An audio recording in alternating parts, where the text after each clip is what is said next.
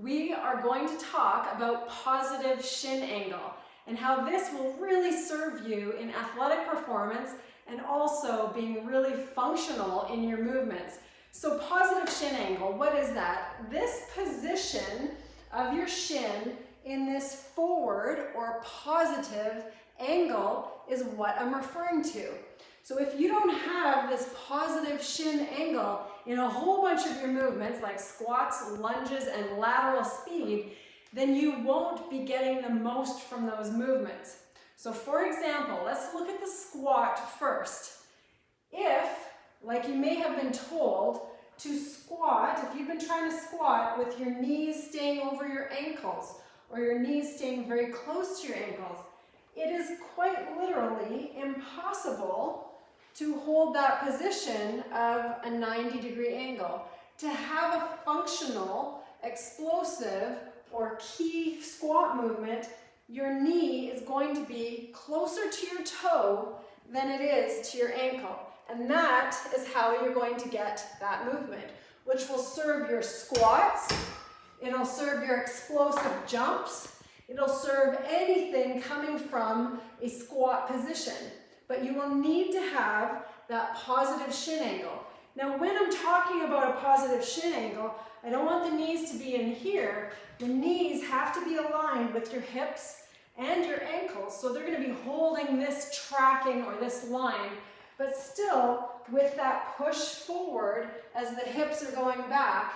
And that is going to allow for your best function and your best performance on your squats. Now let's take a look at this same concept from a lunge perspective. If you want your lunges to really work for you, not only do you want that positive shin angle, but you also want to make sure that that is aligned with the back thigh. So if you go into a lunge, we want to see that this positive shin angle is parallel to the back thigh. Too many times I see athletes going into a position of a lunge that looks something like this, and it's completely dysfunctional for lunging, running, jumping. We need to have not only this front positive shin angle, but the back thigh parallel and aligned with that, and that's going to allow you to drive forward.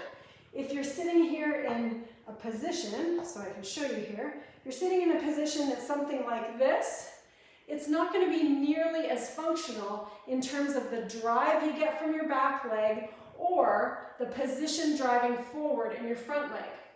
These would be what we call energy leaks. They're just positions or losses of energy in how you move that don't serve that function or that powerful movement forward. So that would be the positive shin angle in your lunge positions. Now let's take a look at it for something that's like lateral, speed, mobility, anything from those realms.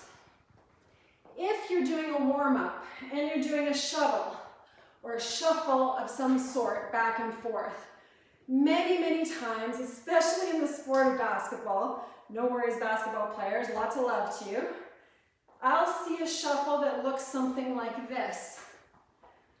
We don't want this front leg to be pulling along.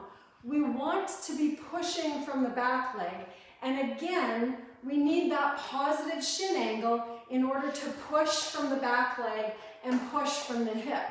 If we're leading with our toe this way and pulling, it's not going to be fast, it's not going to be explosive, and you won't be able to change direction very quickly. However, if you are pushing with a positive shin angle, pushing from your hip with your toes facing front in that aligned position, you can switch direction very quickly and you're going to have more speed and power that comes from the hip. Lastly, I'm going to show you just in terms of some speed on an over box. From this last position, oftentimes if someone's going into a speed movement or some agility like an over box step, people will stand and then get ready to go from there. Again, even in a start position, whether it's agility, whether it's about to move in a drill or do a cardiovascular drill like shuttle runs, then still, again, for speed purposes, make sure you have at least some positive shin angle.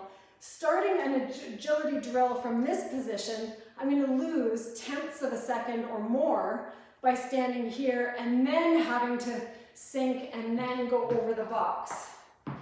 Whereas if I'm in a ready position, positive shin angle, everything's engaged, then I can go over